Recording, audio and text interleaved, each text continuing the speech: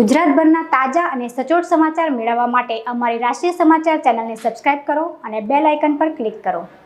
સુરતમાં જનસેવાના નામે multi speciality hospital ઊભી કરવામાં આવી હતી. નકલી હોસ્પિટલ, 2 નકલી ડોક્ટરો અને દારૂની હેરાફેરીમાં સામેલ ડોક્ટરોના ભરોસે શરૂ કરવામાં આવી હતી.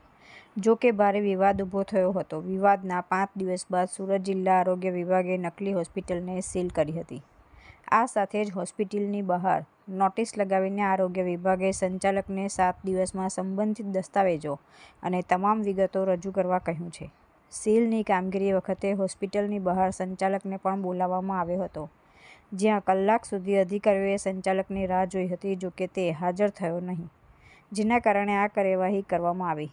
મહત્વપૂર્ણ બાબત એ પણ છે કે આ હોસ્પિટલ માટે કોઈપણ પ્રકારનું રજિસ્ટ્રેશન કરવામાં આવ્યું નહોતું, તેમજ અધિકારીઓને કોઈપણ પ્રકારની લેખિત જાણ કરવામાં આવી નહોતી કે હોસ્પિટલ શરૂ કરવામાં આવી રહી છે.